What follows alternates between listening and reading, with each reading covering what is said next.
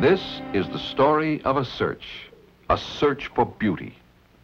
In this search, men first drew inspiration from the forms of nature.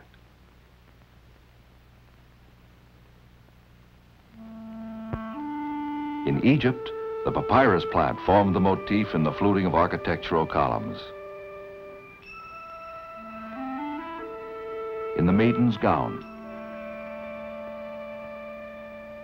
in the alabaster vase, in the styling of chariots, the ancestors of all fleet and beautiful things on wheels.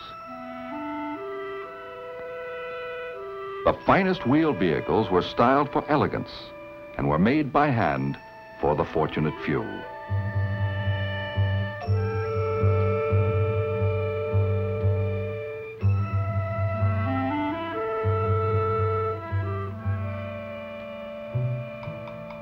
But then came an innovation that was a turning point in history.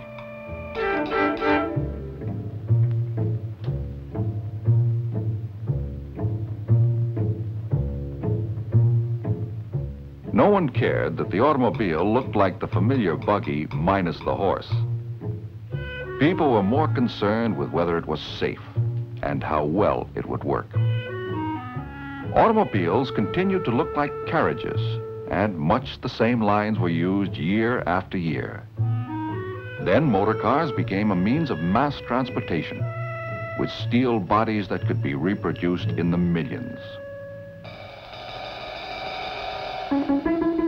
Late in the 1920s, the Model A replaced the Model T. Here was the beginning of a new motor age, the styling of a mass-produced car so that it would be more pleasing to the eye. As engineers worked to improve the mechanism, stylists worked to improve the appearance. In those formative years, the concept of the modern car was born, as the work of the stylist became an organized search for beauty.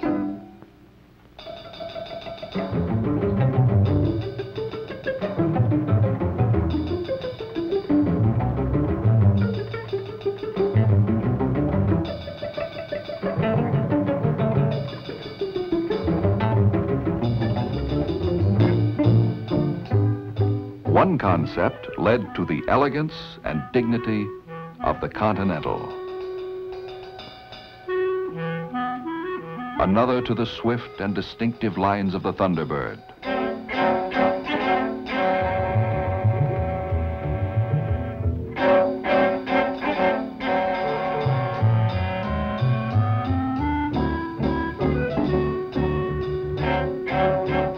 How does the stylist apply the ageless principles of beauty to an automobile?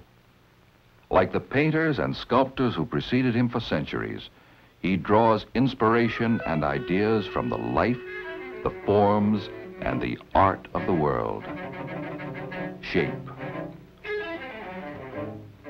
proportion, ornamentation,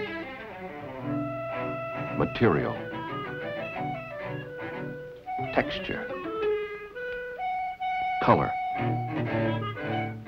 function, pattern, space, and rhythm, so that the automobile he designs will be both functional and beautiful. He explores the dynamics of motion, both mechanical and human. Or as he learned when he was a student, if you can draw the subtlety of the human figure, you can draw anything. Just as a sculptor may express strength in repose, the stylist must express form that relates to motion. He blends all these elements for the final effect of harmony, order, and interest. The contemporary stylist is part artist, part architect, part sculptor, and part product designer. Like Leonardo da Vinci, the stylist unites art and technology. Leonardo, master of the Renaissance, approached art as a science and science as an art.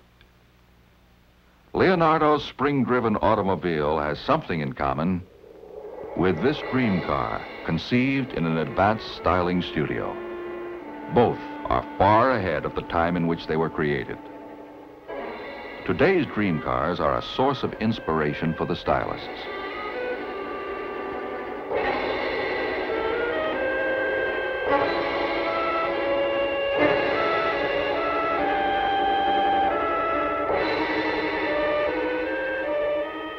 While some are working on ideas for the distant future, others are concerned with features that may be used in the next few years.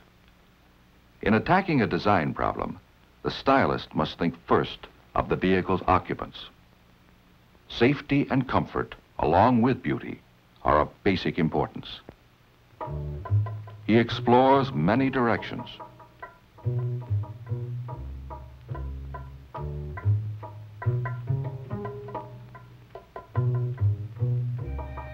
Finally, the best features coalesce into the design that is approved for the next stage. Expression in 3 dimensions. To this wooden armature, clay is applied. It is shaped into the first sculptured version of a new model. After many refinements, the first 3-dimensional model is ready for management appraisal. Here is Allegro, an experimental car that could be called a practical dream car. It is designed with a long hood, a grille that extends forward of the headlights, a compact passenger compartment, and a fast-back roofline. Other advances include brake and accelerator pedals which adjust to fit the driver. Here is a new concept in driver convenience, a unique cantilevered arm steering wheel with a memory unit. By pushing buttons, the driver can raise or lower the steering wheel and move it fore or aft to his most comfortable driving position. When he leaves, he swings the steering wheel out of the way for easy exit. On re-entering the car, he merely touches the memory button to move the steering wheel back to the original driving position.